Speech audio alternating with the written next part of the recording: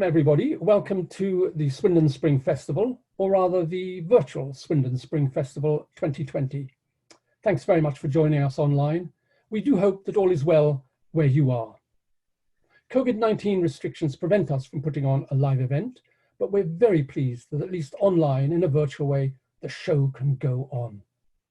And in this particular session, in which our guest author will answer an introductory question or two, then say a few things about his book, and close the session by answering a few more questions, we're very pleased to welcome the author of this book. Hope you can see the title there. It's Enchantment, Wonder in Modern Life, which is not only a timely publication, but is rapidly becoming a festival favorite. So, to find out why, now please join me in giving a virtual, but nonetheless really meant Swindon Spring Festival welcome to Dr. Patrick Curry. Thank you very much, Matt. And it is a pleasure to be here, even virtually here.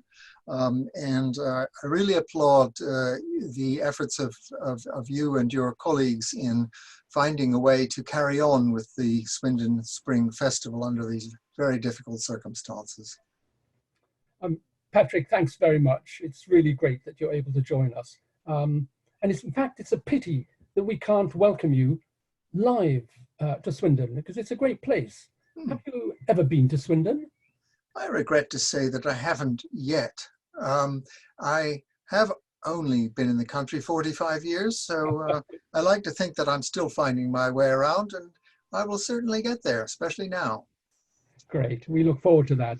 One more question before you start your talk. Your book and its title, Enchantment, it's not quite an archaic word, but it's certainly not in common usage these days. So don't you think you were taking a bit of a risk trying to take us back, so to speak, to this word enchantment? Well, I wanted to use that word because it gets the attention, because it is a bit unusual. The experience that it refers to is a very old and important human experience, but it's largely taken for granted. Not many people have thought about it very much. So it suits my purpose as well. And that's probably a good place to start, because the word itself means enchantement, to be in a song, or by extension any kind of narrative. And that's already one of the important things about it. It's participatory. You're in enchantment. You're not standing outside it, looking at it. If you are, it's not happening. So let me just say a few things about enchantment, and then I will give you some examples at the end when I finish some more general remarks. The most important thing to understand about enchantment is, of course, that it's a state of wonder, sheer wonder. It can vary in intensity from charm, which is not very overwhelming, through delight, to joy. And when it's joyful, it's sort of radical enchantment. And those experiences, which happen, I think, perhaps to most of us a few times in our lives, can be literally life-changing. Now, the moments of enchantment are always unique. The place in which it happens is unique and never generic or general. Those moments are often very short, but they go very deep. And they are always extremely meaningful, even you could say fateful. Enchantment is always wonder. Again, this is another important thing. It's always wonder at another. It's relational. It's a meeting, an encounter with an enchanting other across a gap of difference, in which the differences don't disappear, but they cease to be important. You can be enchanted in principle by anything. Certainly doesn't need to be, although it often is, another human being. It could be another animal. It could be a plant, a place of any kind, an image, a sound, a smell, a taste, or something like an idea that seizes you. As I say, the boundaries remain. but they don't matter.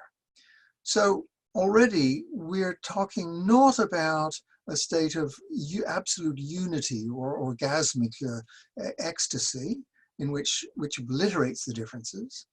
And we're not talking about hyper-separate distance between you and the other in which you are controlling and manipulating the other, or vice versa.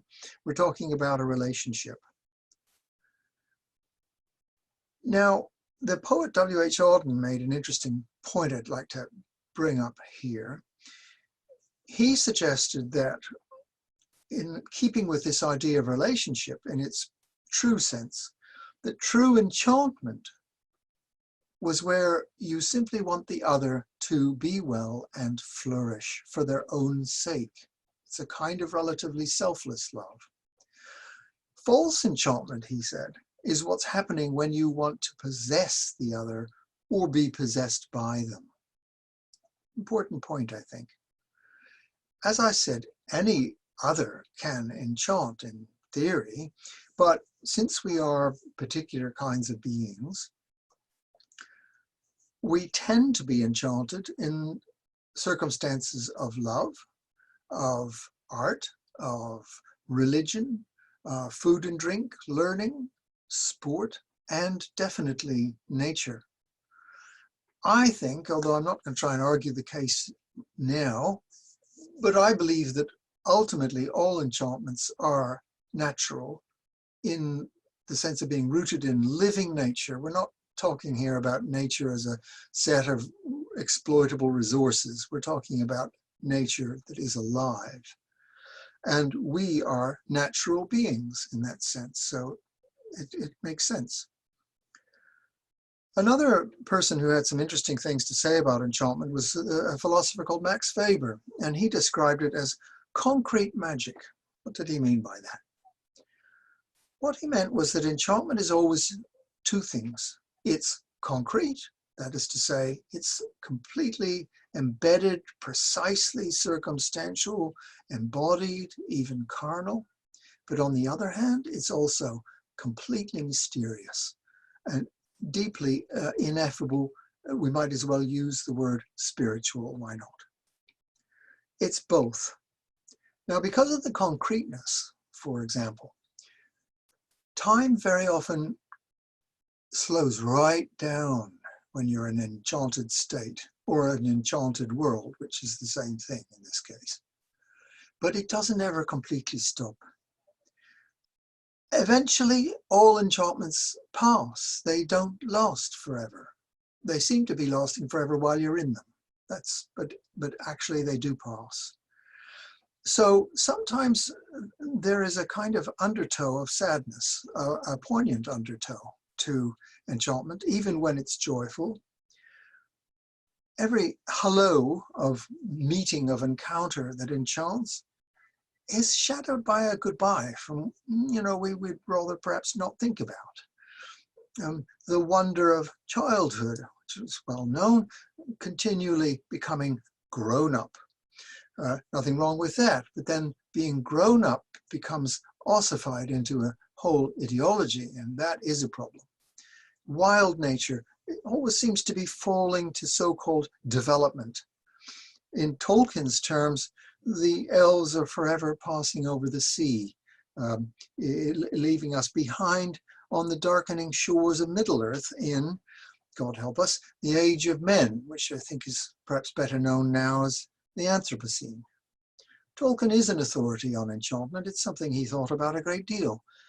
His term for it was fairy, and he defined it as, and I'll quote, "the realm or state in which fairies have their being, but it contains many things besides elves. It holds the seas, the sun, the moon, the sky, and the earth, and ourselves when we are enchanted." So fairy is where you find yourself when you're enchanted and where you go to when you're enchanted. But we cannot stay there. The obvious reason is we're not elves, we're humans. And technology and will is just as much part of human nature as enchantment is. So we can only actually live somewhere between the two and, as it were, visit. The enchanting other, because of the concreteness, is seen to be very vulnerable, but all the more precious for that. And so enchantment, you see, I think it's a mistake to think of it as psychological or a subjective state. It involves what we call the outer world just as much as the inner world. Enchantment reveals something, partly reveals, partly creates, a very important truth about the other. We perceive the other's intrinsic value, not market value. They're priceless, they're useless value. So it's not merely subjective.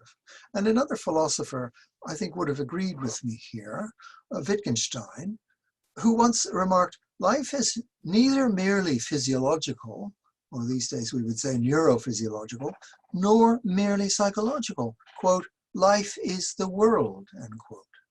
And since enchantment is an especially intense experience of being alive, that is true for it as well. Now, perhaps I should, I've got one more thing I just want to say before I go to the, read you three brief experiences of enchantment to give you the idea. It could be asked, especially in present circumstances of the pandemic and so on, why isn't a concern with enchantment somewhat frivolous? This could be asked. I really don't think so. Would we want to take away, in dire circumstances, what potential remains for wonder, for moments that make life worth living? I think that would be a huge mistake. Tolkien thought that enchantment was, quote, as necessary for the health and complete functioning of the human as sunlight is for physical life. And he also defined it as ultimately a love and respect for all things, whether animate or inanimate, an unpossessive love of them as other. Do we really want to forget that such a thing is possible? I think that would be a huge mistake. And the values and the truths that enchantment reveals, what the enchantment shows us, we will fight to defend. We will only fight to defend what we love. I don't think reason, important though it is enough when it stands alone. So let me read you these three very short examples. The examples I'm about to read you of enchantment are ones of radical or deep enchantment. However, I should mention that enchantment doesn't have to always be full-blown like this. It can be a blackbird's song. It can be a greeting from a neighbor. It can be a hot meal. And in the present circumstances, these little enchantments are very healing and important as well. But let me proceed to the three sort of classic examples. The first one is a rather paradigmatic experience of enchantment, namely falling in love, deeply in love. It's taken from notes written by the 18-year-old young Frenchman, Alain Fournier, immediately after he has encountered Yvonne de Cuire-Recourt, 1 year younger, outside the Grand Palais in Paris. It's the 1st of June, 1905. Quote, all of a sudden, there she is coming out opposite me, walking quickly, gazing resolutely in front of her. I whisper to myself, fate, the whole of my fate is entering the omnibus office with her. Where is she going? I can still see her broad-brimmed pink hat through the window, less clearly her expressive head, and haughty with it all as if slightly confused, making her seem nevertheless slender and tall and evoking the effect of pretty things, which, pretty though they are, fail to give any idea of the slenderness and elegance of a body beyond all dreams, and a tiny tear in the lower part of her brown skirt. You see, that detail is terribly important. This is concrete magic. The second account I want to quote to you is written by Aldous Huxley, describing his experiment with mescaline on the morning of the 6th of May, 1953, in an apartment in Los Angeles. Very important to note that the motive for Huxley's experience taking mescaline was not to get high or or any other such reason. It was intellectual curiosity, and I think that's quite important. What he saw was something usually quite ordinary: a rose, a carnation, and an iris in a small glass vase, transformed into, quote, a bunch of flowers shining with their own inner light and all but quivering under the pressure of the significance with which they were charged. What these flowers so intensely signified was nothing more, nothing less than what they were: a transience that was yet eternal life, a perpetual perishing that was at the same time pure being. And my third and final account is by Tolkien again, fictional but nonetheless personal for that, and it describes Frodo's encounter with Lothlorien, which is the heart of enchantment in his Middle-earth, personified by the elf Galadriel. Quote, it seemed to him, Frodo, that he had stepped over a bridge of time into a corner of the elder days and was now walking in a world that was no more. Frodo stood still, hearing far off great seas upon beaches that had long ago been washed away, and seabirds crying whose race had perished from the earth. Galadriel seemed to him present and yet remote, a living vision of that which has already been left far behind by the flowing streams of time. So something very strange is going on with time. Something is happening that is over in disenchanted terms long gone, but in enchanted terms, when you are lucky enough to access them, still happening. So there's many mysteries here. Patrick, thank you very much. It makes me think of so many different things, so many different things, you know, not only the allusions to what certain writers have said and so on, but also when you say, isn't it frivolous to talk about enchantment now? Well, actually not.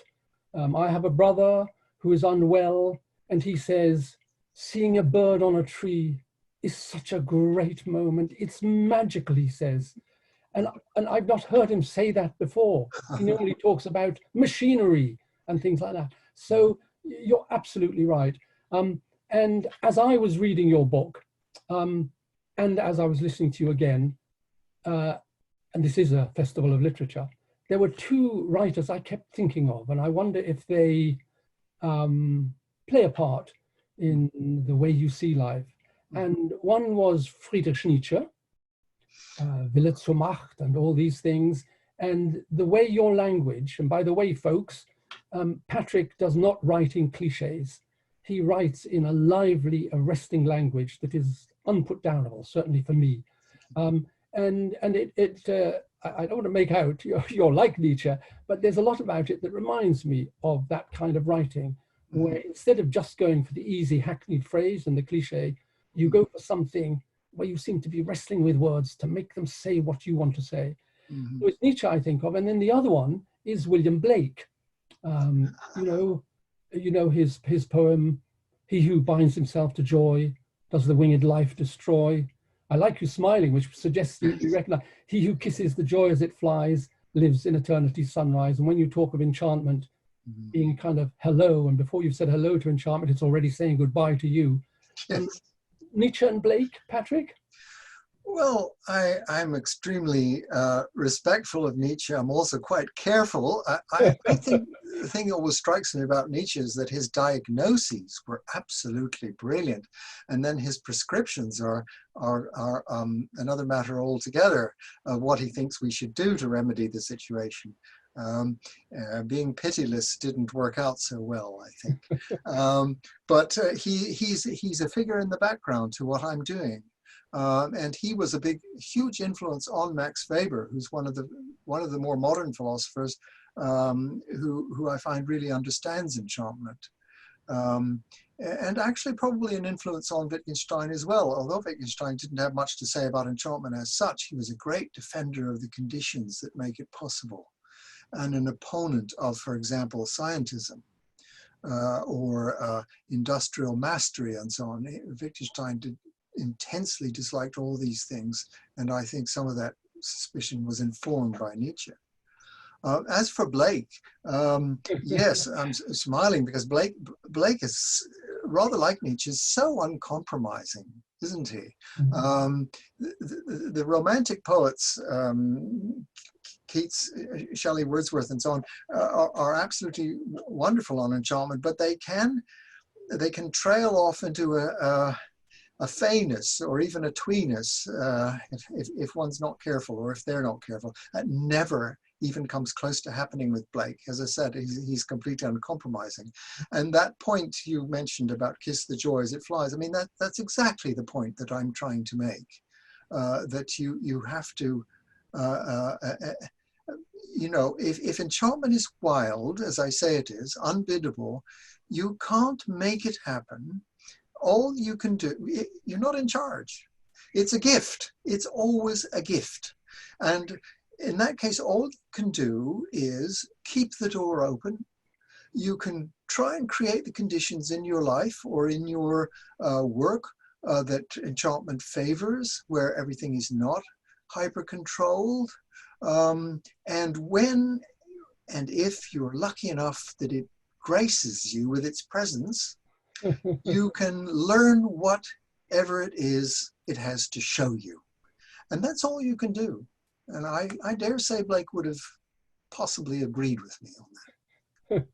It's terrific, Patrick. And it makes me think of another old-fashioned word that you don't hear much now when you say, keep the door open, be ready to welcome enchantment. And that's the word unbidden. The things that come unbidden are, the older I get, the more I'm surprised by them. I think, surely I have to go and get things. Yes. And they appear. When the door is slightly ajar, they appear. Yes, yes. Now, I want to ask you another question. Early on in your book, you mentioned that, and here we are, two men, and we've just quoted two men, Blake and Nietzsche, and you quoted men in your quotes, but you do say women have a more direct link with enchantment quite often. Well, there is a little theory or two in my book that I've worked in, and it's not easy to encapsulate this theory. So far, the people who've read my book managed to studiously ignore this theory. Nobody said a word about it. I don't quite know why. Maybe they're not comfortable with it, or they think I'm mad. It's always possible. But what my theory is in a very encapsulated form is that there is what Goethe, another man, I'm sorry, would have called an elective affinity between the body, the earth, and the female as who gives birth to life. So I speculate that between a mother and a daughter, there is a relatively speaking, a continuity, but between a mother and a son, the son, in order to become a man, has to break away from the mother and differentiate himself sharply, even shockingly, say, I'm not you, you're not me. And in that act, he's, in a sense, cutting himself off. Necessarily, it has to be done, but he's cutting himself off from the source of life, including the source of his life. So that leaves men in a very peculiar position, and more prone, I think, to false enchantment, wanting to possess or repossess the source of life or control it and so on, all of which is, you know, very inimical to enchantment. So they're in a very odd position, and that's my little theory in a nutshell. Yeah, no, and, you know, calling ourselves men and calling women, the people who bear children, women, we know there's this kind of spectrum, and we're all on the line. So yes. You know, men can have feminine qualities, and oh, absolutely, that's right. Yeah. That's right. And then the man has to, is accessible to all of us. Is that so? No, that's right. I think the terms are different. The man is left with I mean, obviously, these are huge generalizations, I know, but hopefully there's some underlying truth to them. The man is left in the position, if he wants to have a enchantment in his life, of finding his way back to a healthy relationship to it that is non-possessive, that is not controlling. And that's a particular challenge. I imagine it might come easier to some women than to a lot of men. Oh, the balance is such a challenge. It's absolutely, Yes. As I was reading this book all the time, I kept thinking of the balance between waiting for the unbidden and making it happen. It's, you know, I clench my fist for the one and I open my hand for the other. Yes. Patrick, Patrick's book, folks, is a lovely book. It's just a lovely book to look at. It's a lovely book to hold. And it's one of those books, many books do it, but not all of them, that has brilliant chapter headings. In other words, he starts off by talking about enchantment, and then he places enchantment in love, in art, in religion. And what I want to ask Patrick about now is where he looks at enchantment in learning. And the slogan, one of the slogans for the Swindon Spring Festival is "Life is for learning" at the Swindon Spring Festival. And then we put in brackets, "and pleasure too, where possible." But you talk about learning and you talk about something mechanistic and then something magical, or that's me Sure. paraphrasing. What about learning and enchantment? I think learning is a wonderful, very special form of enchantment when it's learning for its own sake, when it's learning because what you're learning is making you more alive. And being more alive, you want to learn more. So this sort of learning, which has no immediate practical purpose, it's not necessarily useful for advancing your career or for making money and so on. Of course, that kind of learning has a rather precarious place in the modern academy, for example. I think now so more than ever. So there's an enchantment of learning, which, like all other forms of enchantment, really has to be for its own sake, which coexists rather uneasily with a lot of aspects of the modern world. If I'm right that although enchantment is in danger, is vulnerable, is jeopardized in many different ways in many different contexts, but if I'm right, nonetheless, enchantment, although vulnerable, the possibility of it cannot ever be completely extinguished. It's, as it were, our birthright as natural living beings. So if it's not going to appear in the academy, which it does survive in the academy, but under duress, it'll pop up elsewhere. It'll appear in book clubs. It'll appear in internet groups. It'll go somewhere else where it is appreciated. And in formal education, it has actually been recognized. A few years ago, awe and wonder came onto the curriculum in primary schools as a subject, recognizing the fact that maybe they were going too far in the direction of a kind of artistic learning. And so let's have some awe and wonder. I agree, but there's a trap there which has to be skirted very carefully, which is that if you operationalize enchantment, if it becomes part of your agenda, with perhaps outcomes and targets, and could you rate your enchantment experience on a scale of 1 to 10, and so on, you've destroyed it. Because it's not biddable, it's unbiddable. So all you can do, as I said earlier, there is a lot you can do. Use your willpower and your skill to create the conditions for it to happen, but you can't make it happen to order. So I hope those people doing that, I wish them well, but I hope they will remember that point. I've actually witnessed that happening, Patrick. The headquarters of the Swindon Spring Festival is a place called Lower Shore Farm, where we sort of farm people rather than animals, and or rather we do things with people that one might put in single inverted commas is educational. Life is for learning. And one of the things is that we get school groups coming here, and when they're smaller children, I notice they come in line with their minders, and we have puddles in the drive, and they go straight for those puddles. They step out of line and go to the puddles. and they look so happy in the puddles.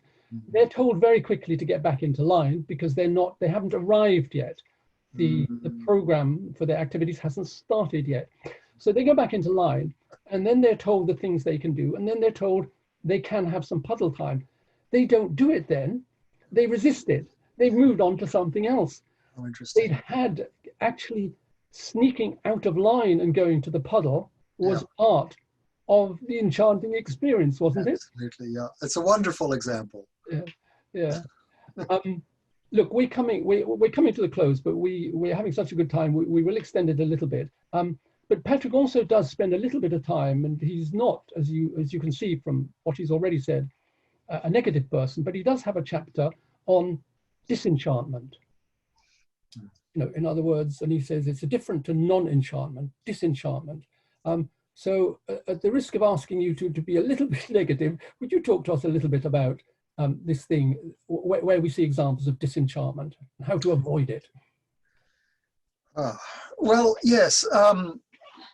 There is such a thing as an ordinary, daily, perfectly normal lack of enchantment, sort of symbolized at, say, 9 o'clock in the morning on a Monday. That's nothing wrong with that. However, there is also a program for disenchantment, what Weber called the disenchantment of the world. And in my chapter on that, I try and analyze how that happens. I say it's undertaken by what I call the mega machine of modern society, capital plus technoscience plus the state. And so why is it in the interests of the mega machine to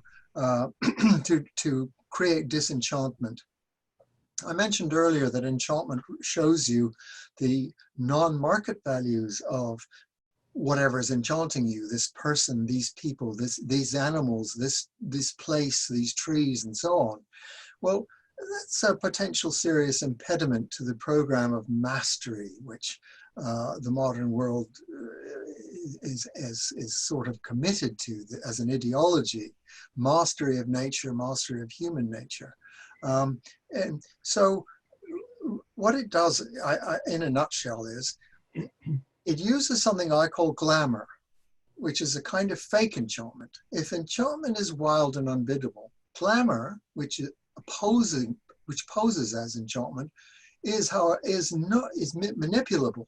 It can be moved around. Effects can be created at will. This is essential to the mega machine industries of advertising, spin, marketing, commercial surveillance, and so on. Absolutely essential. Multi-billion-pound industries, okay? And what does glamour do? It creates false enchantment. It creates the desire to possess or be possessed. And then, of course, the mega machine will offer to sell you what it is you want to possess. But that doesn't satisfy, because it's not real enchantment. It doesn't satisfy any more than fast foods really deeply satisfies your body. So you keep coming back for more. So addiction is built into, as we all know now, built into the business model of the mega machine. All this is very disenchanting. I just say that although it can create a lot of damage on the way, it can't finally succeed as long as we are still embodied ecological, social animals. There's always the potential for enchantment, even in the direst circumstances. Now, I'm trying to be positive here, you see. And actually, as you said in your talk just now, nature pulls us back to enchantment. I mean, nature seems to be the starting point. Yes. And it's almost as if I once had an argument with a friend over a drink about whether art was imitating nature or the other way around, and whether snowdrops were a kind of art. And it got very semantically complicated, and we left it alone and just had another drink. But nature, of course, where we come from, is bound to have a big say in these things. And as we come to the end, and I'm going to ask you to finish with a reading on how we get enchantment and I've spotted it on page 124. So while I'm saying, Okay. while I'm saying something else I want to say to you, on page 124, the paragraph beginning, how then may enchantment come to have an honored place in one's life? Mm. A terrific paragraph. But before we come to that, you're originally from Canada, Yeah. and when I came across the passage about disenchantment in your book, I remembered writing something 2 years ago, and I thought, I must read this to Patrick. So I'm going to take a chance and read it to you now. And it's very short. It goes like this. A few days later, on a windy morning, I went to the shop for milk and papers. There I saw red and brown maple leaves fallen from a single tree in the village square. And do you know what? They were dancing. Yes, the leaves were dancing, swirling this way and that in the wind. I stood transfixed, having a quite unexpected but real moment of awe and wonder, watching those leaves dance. Suddenly, round the corner came 3 helmeted men in high-vis jackets. They carried noisy machines with which they went for the leaves. 2 blasted them into piles, from where the other sucked them up. It was as if they were fighting a dangerous enemy. And soon they had won. The leaves were gone, every single one of those maple leaves. The dance was over, and the men and the machines went off too, doubtless in search of other dangerous dancing leaves.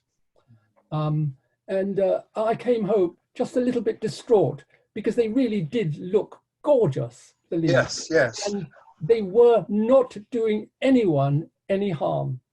They weren't even on the path that you slipped on. They were under the maple tree. Yeah, yeah. That's a very good, I'm sorry to say, that's a very good example, a very representative example. You see, I think there's almost this hatred sometimes of enchantment on part of the servants of the mega machine, who want everything to be controlled, and they want to be controlled by it themselves. So obviously a leaf blower is possibly the single most stupid and disenchanted, noisy, polluting device ever invented. There is a subtler way that people can disenchant if they're not careful, and that is to ask the wrong sort of question. Were those leaves really dancing, or did they only seem to be dancing? It's that sort of destructive, disenchanting question that gets asked a lot, particularly in educational contexts. Is this really what it seems to be, or is it only X, whatever X may be, you know? Mm-hmm. With enchantment, if the leaves seem to be dancing, they are dancing. Take them as such. That would be the moral there. And I know you live in London. I can see books that have been printed on your shelves. I can see a guitar that has parts made by a machine.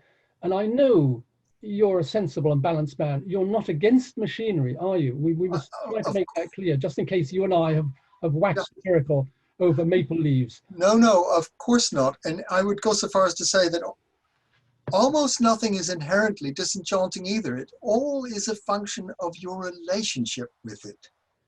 So whether technology is disenchanting depends on the kind of relationship you have with it. Are you a servant of it? Maybe you're not a master either. We are unfortunately, collectively, increasingly forced into modes where that is the easiest option, to be the servant of it, to have your life run by it. If you are able to take a step back or a step outside of that mentally, spiritually, metaphysically, and put some distance between you and it and say, yes, for these purposes, I can see that it's terribly important and terribly useful, perhaps even vital. Yes, no problem with that at all.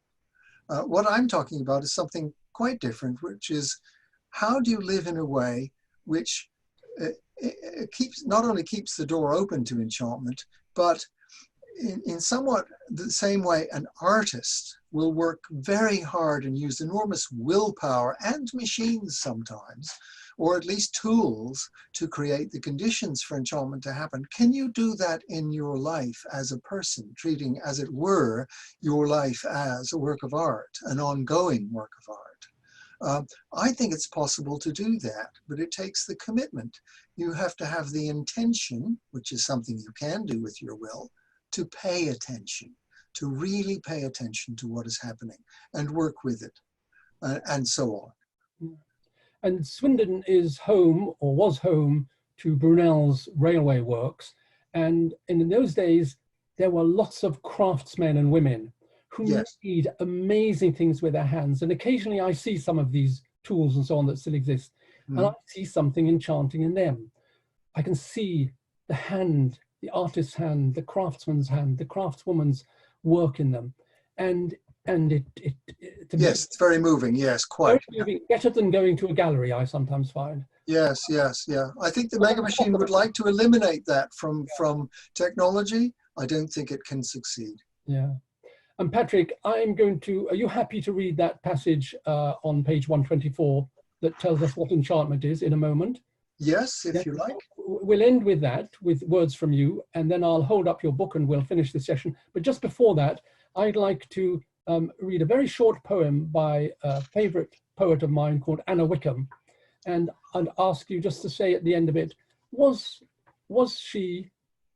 that enchantment? Mm-hmm. I heard two splendid simple sounds today, the singing of some little boys at play. Their songs were not good songs and not well sung, but they were frank and faithful, and the boys were young. And then, when the evening kissed the sun-loved land, a poor man took a fiddle in his hand and flung the honest joy of his poor tune to the high night and to his friend the moon. I heard two splendid, simple sounds today, a madman's music and young boys at play. Oh, what a wonderful poem. I hope you'll send me that. It's absolutely beautiful. And you'll find in my book probably more poets quoted than any other occupation. There's a fair few fiction writers and artists and some philosophers, but above all poets, I think. Anyway, would you like me to read this? How we find enchantment, please, Patrick, thanks. Okay, right. How then may enchantment come to have an honored place in one's life as a valued part of it? The minimum requirement is surely a non-possessive love of the other for its intrinsic value, for its own sake, which is willing to just let it be. That includes resisting the impulse to meddle, interfere, and control. Equally, however, one must be able to do without enchantment in its absence. To tolerate being back in the dry and leafless world, as Tolkien called it, is true maturity and a requirement for a healthy relationship with enchantment if and when it does happen. And the best single term for the right attitude for enchantment, I think, was something I learned from the great travel writer Freya Stark: fearless receptivity. That sums it up for me. Patrick, thank you very much for joining us at the virtual Swindon Spring Festival of Literature.